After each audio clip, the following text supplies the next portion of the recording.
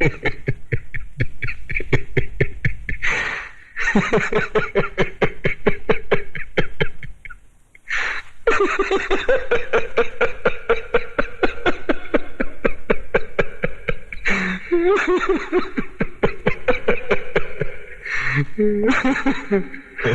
गए मेरी मौत का तमाशा देखने।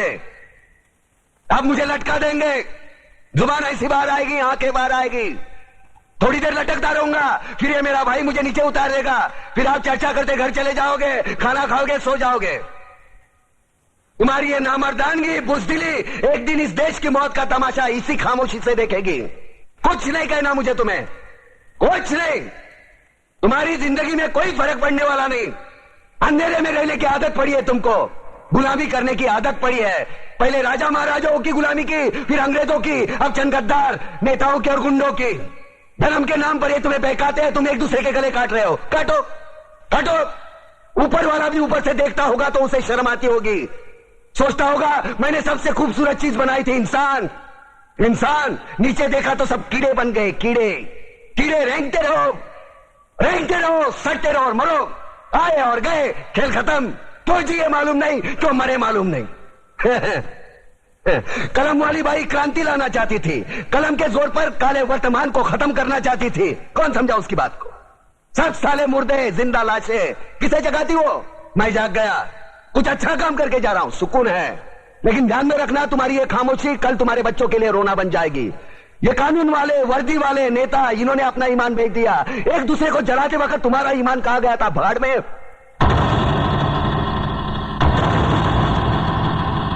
ये पिस्सू जैसा हमारा पड़ोसी मुल्क आने वाले कल में शायद अपने आप को दुनिया के नक्शे पर देख नहीं पाएगा। एक बात भूल रहा है, उनके घर में जो रोटी बनती है ना, उसका आटा भी विदेशी चक्की से पीस के आता है। साले अपने खुद के देश में सुई नहीं बना सकते और हमारे देश को तोड़ने का सपना देखते हैं। वो ये सपना देख सकते हैं क्योंकि उन्हें मालूम है ये मुर्दों का देश है। वतन के लिए किसी को कोई हमदर्दी नहीं है। इसे तोड़ना बिल्कुल आसान है। मैं हिंदू, मैं मुसलमान, मैं सिख, मैं फलाना, मैं ढिमका। एक लाठी को तो कोई भी तोड़ सकता है, लेकिन लाठी के भारे को तोड़ना मुश्किल है। मैंने बचपन में पढ़ा था, स्कूल में, तीसरी में। मैं क्यों समझा रहा हूं तुमको, क्यों समझा रहा हूं? पागल हूं मैं, भूसा भरा पड़ा है मेरे दिमाग में। क्यों बातें कर रहा हूं इन पत्थरों से? हंसो हंसो, खुशियां मनाओ। क्रांति की राह पर एक और कुत्ते की मौत मरने जा रहा है, कल कोई और मरेगा, हमें क्या? हम इसी तरह जीते रहेंगे, है ना?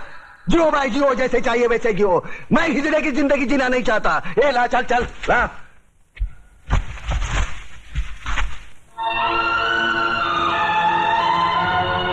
ठहरो, ये फांसी नहीं हो सकती।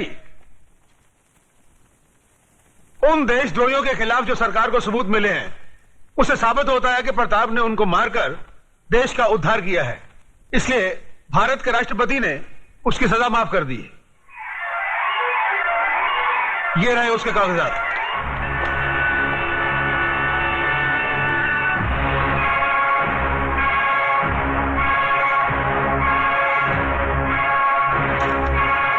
रोक दीजिए ये फांसी।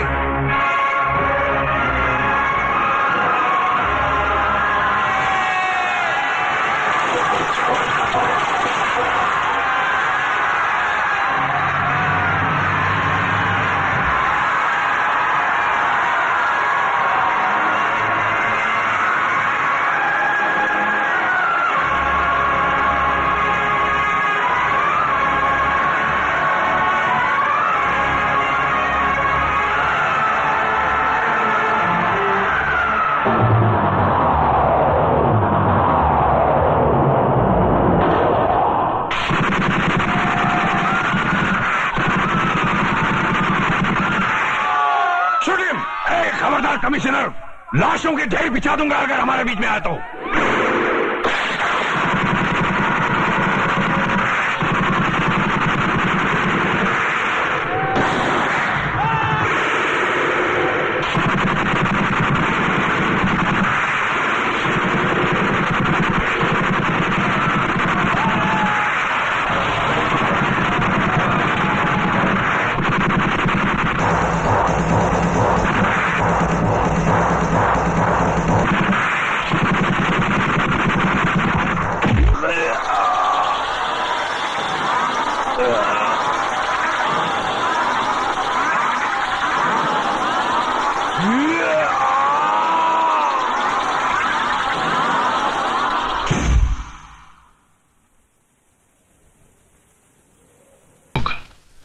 अब तक तो जलकर राख बन चुका होगा।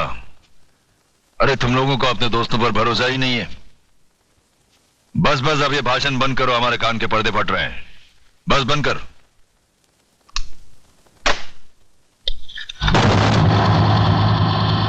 रामदीन, कौन बोल रहा है? चिल्ला मत और मेरी बात अच्छी तरह से अपने भेजे में उतार ले। तूने मेरी राख मंगवाई थी टीका लगाने के लिए, मैंने तेरे भड़वों की राख भेजी है, पूरे बदन को लगा ले। ठंडा कर, अपना भेजा ठंडा कर। चतुर सिंह के आदमियों की चिता जलाना तुम जैसे पागलों की बस की बात नहीं है। ठंडा कर। यकीन नहीं आता तो उस राख को मसल कर देख, तेरे पालतू कुत्ते की निशानियां उसमें मौजूद है।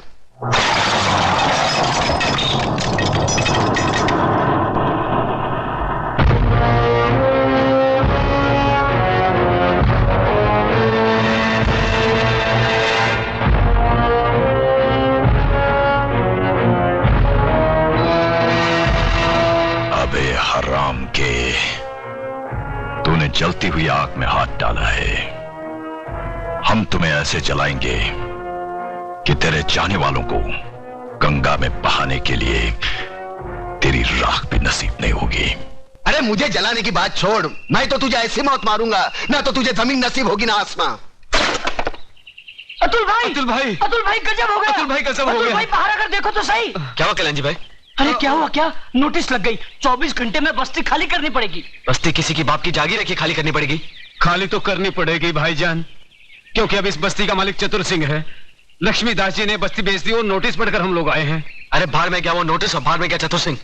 मैं भी नोटिस पढ़ के चतुर सिंह की तो। नहीं अतुल, तुम ऐसा नहीं करोगे, इससे हमारा केस बिगड़ जाएगा। उन लोगों ने अगर कानूनी तौर पर बस्ती हटाने की कोशिश की है तो हम भी कानून का सहारा लेंगे। चलो मेरे साथ। कानून हर किसी के लिए बना है, लेकिन अदालत की नजर में जो गैर कानूनी है उसके लिए एक जज की हैसियत से मैं कुछ नहीं कर सकता। यह स्टे ऑर्डर नामुमकिन है। मगर जज साहब, अगर मेरे पिताजी ने चतुर सिंह को जमीन बेची होती तो कम से कम मुझे मालूम तो होता, उसके कागजात होते मेरे पास। जज साहब, जिस तरह आपने 24 घंटे में कानूनी तौर पर हजारों लोगों को बेघर करने का नोटिस जारी कर दिया, उसी तरह उसे रोकने का भी तो कोई कानून होगा। मिस मेगा, सलाह के लिए वकील होते हैं, जज नहीं। जज का काम है सिर्फ फैसला सुनाना। जानती हूँ जज साहब, अच्छी तरह जानती हूँ कि इस बार भी आपने पैसे खाकर बड़े होशियारी से शुक्रवार की शाम को यह फैसला सुना दिया। आज सैटरडे है, कल संडे और परसों नवरात्रि की छुट्टी। लेकिन इतना याद रखना जज साहब, ये जो गरीबों की बद्दुआएं और चीखें हैं ना, ये साए नहीं जाती। और जब ऊपर वाला अपना फैसला सुनाएगा तुम भी बच नहीं पाओगे। चतुर सिंह, ऊपर वाले के हाथ से तू बचे ना बचे, लेकिन मेरे हाथ से तेरे को कोई नहीं बचा सकता। अगर एक बाप की औलाद है तो एक बार मेरे सामने आकर दिखा। तू भौंकता बहुत है आराम के, और भौंकने वाले कुत्ते हमें पसंद नहीं। दादा का खून हो गया। किसने किया खून? अरे छोड़ो ये सब बातें, मुझे तो चिंता यह है कि शहर का क्या होगा, हम सब का क्या होगा। बहस मत करो कमिश्नर। जो आदमी चतुर सिंह जैसे खतरनाक आदमी की चिता जला सकता है, वो तो हमको कभी भी शमशान घाट पहुंचा सकता है। मगर ऐसा हरगिज नहीं होगा सर। सुनो सुनो कमिश्नर, कल टीवी सेंटर में जनता की अदालत प्रोग्राम में हम सब लोगों का इंटरव्यू है। ऐसा बंदोबस्त होना चाहिए वहां पर कि परिंदे भी पर ना मार सके, समझे?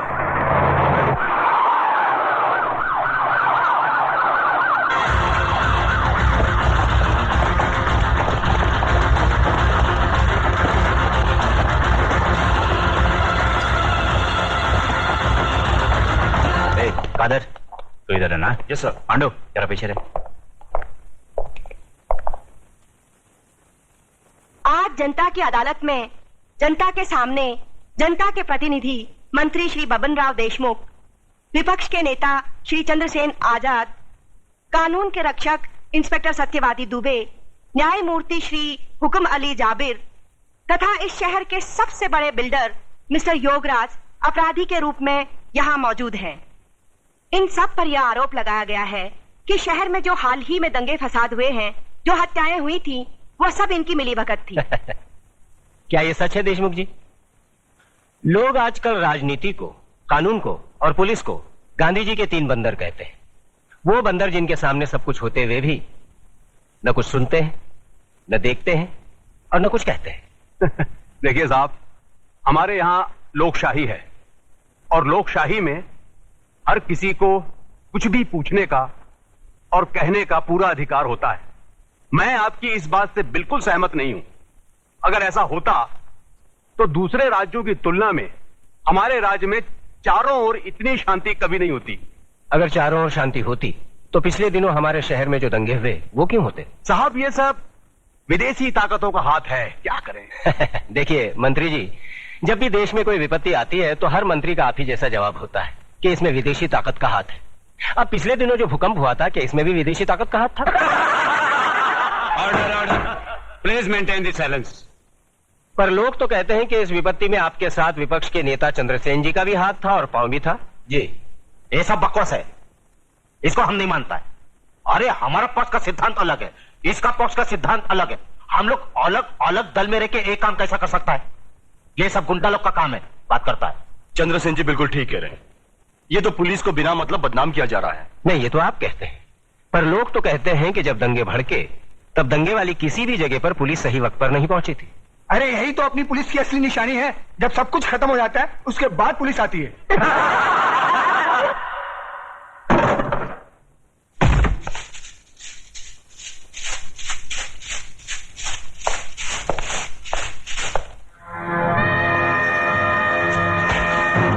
यही तो रोना है कि लोग हमें गलत समझते हैं। हमारी योजनाएं लोगों की समझ में नहीं आती। अब आप ही बताइए, झोपड़पट्टी की जगह साफ सुथरी कॉलोनी बने, टूटे फूटे गांव की जगह राहगीरों के लिए रिसोर्ट बने, इसमें देश की तरक्की नहीं है? बोलिए। पर लोग तो कहते हैं इसमें आपकी तरक्की ज्यादा होती है। सारा धन आप सब लोग मिलकर बटोर लेते हैं और डकार तक नहीं लेते।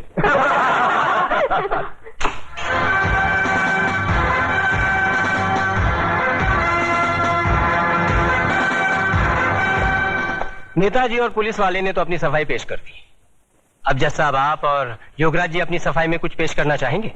ऐसे मामलों में लोग अगर कानून के रखवालों पर शक करने लगे तो फिर सफाई में कुछ कहना क्या? देखिए, हम ठहरे व्यापारी लोग, हम अपने धंधे में गुंडों का साथ नहीं लेते। गुंडों का साथ आजकल कौन नहीं लेता योगराज जी? अब तो माफिया वाले भी राजनीति में उतर आए हैं और आजकल नेता लोग भी अपने क्रिमिनल रिकॉर्ड की बुनियाद पर ही चुने जाते हैं। क्यों देशमुख जी, आप तो नेता बनने से पहले दमन से चांदी की स्मगलिंग क्या करते थे? देखिए ये मुझ पर झूठा बेकार का इल्जाम लगाया गया है। नहीं, आप स्मगलिंग करते थे या नहीं करते थे? बस। वैसे मैं भी इस बात को नहीं मानता, क्योंकि हर बड़े नेता को बदनाम करने के लिए लोग कुछ भी बोलते हैं। क्यों चंद्रसेन जी? एकदम सच बोलता है। आपके हर सवाल का मैं एक ही जवाब दूंगा कि अगर जनता की नजर में हम गुनहगार हैं तो फिर जनता खामोश क्यों है? बोलिए, क्यों हमें पिछले 15 साल से इस राज्य में चुनाव जिता रही है? जज साहब, हम पर लगाए गए सारे इल्जाम बेबुनियाद हैं। हमारी सफाई में मेरा यही जवाब है। अब फैसला आपके और जनता के हाथ में है, सुनाइए। अरे असली अदालत आज तक हमारे खिलाफ फैसला नहीं सुना सकी तो ये जनता की अदालत क्या खास सुनाएगी? देशमुख, तुम कभी कभी सच बोलता है।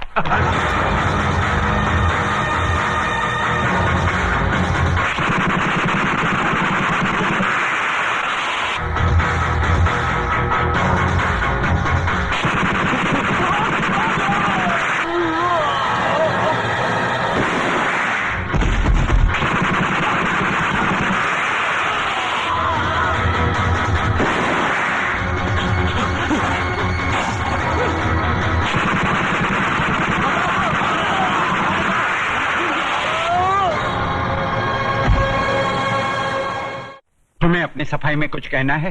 क्या कहना? जो करना था कर दिया, जो किया वो सोच समझ कर किया। अब कहना आपको है। फैसला सुना दीजिए, मुझे मंजूर है। कुछ होता नहीं है, कुछ होता तो नहीं है, लेकिन ये ऑर्डर ऑर्डर। आज न्यायमूर्ति श्री विश्वनाथ सिंह ने अदालत में मंत्री श्री बबन राव देशमुख, विपक्ष के नेता श्री चंद्रसेन आजाद, न्यायमूर्ति श्री हुकम अली जाबिर, इंस्पेक्टर सत्यवादी दुबे, प्रख्यात बिल्डर योगराज और कुख्यात सरगना चतुर सिंह चिता के कातिल प्रताप नारायण तिलक को फांसी की सजा सुनाई।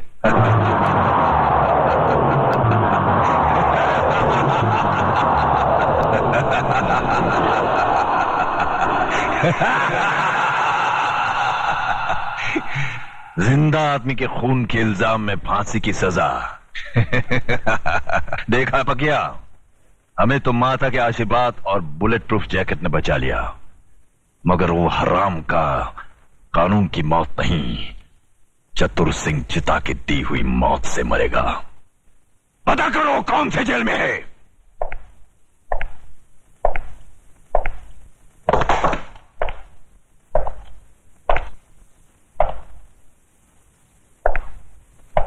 प्रताप, तुम्हारी फांसी का दिन मुकर्रर हो गया है। अगर कोई आखिरी ख्वाहिश है तो बता दो, वो भी पूरी कर दी जाएगी। यहां ऐसे घुटन सी होती है। मैं इन चार दीवारियों में मरना नहीं चाहता। मुझे वहीं फांसी दे दो, क्रांति मैदान में, सबके सामने, जहां से इस देश में क्रांति की शुरुआत हुई थी। यहां ऐसे मरो तो जरा ज्यादा मरो, इतना सा मरने से क्या फायदा। सर, प्रताप से कोई मिलने आया है, मिलने दो।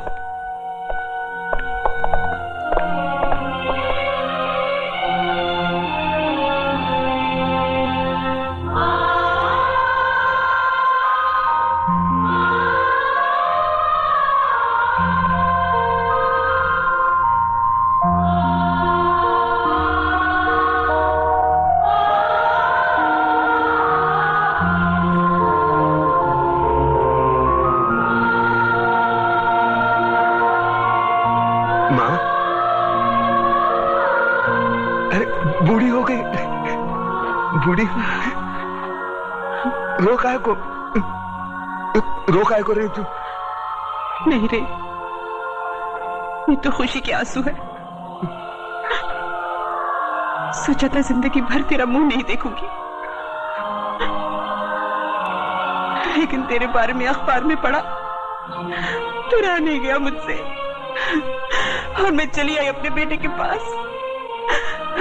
कैसा है रे तू? बेटा, आज तूने तिलक खानदान के नाम पर सचमुच यश का तिलक लगा दिया। मैं खुश हूँ, बहुत खुश हूँ।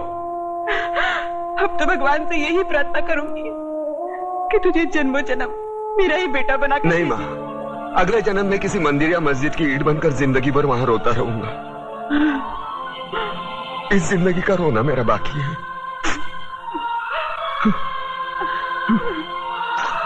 दुख सिर्फ इस बात का है मैं तेरे लिए कुछ कर नहीं सका। नहीं बेटा, तूने बहुत कुछ किया, मुझे सब कुछ मिल गया। तेरे दादाजी की आत्मा को भी शांति मिल गई। बस अफसोस एक ही बात का रहेगा कि तिलक खानदान का दिया जलाने वाला कोई नहीं रहेगा, कोई नहीं रहेगा।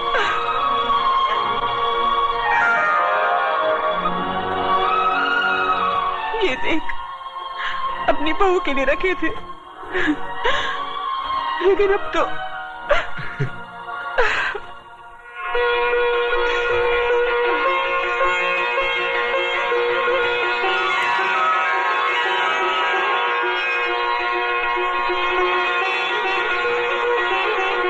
माँ, ये कलम वाली बाई मेघा लिखती है, एक दिन के लिए हमारे खानदान की बहू बनेगी। सोच ले।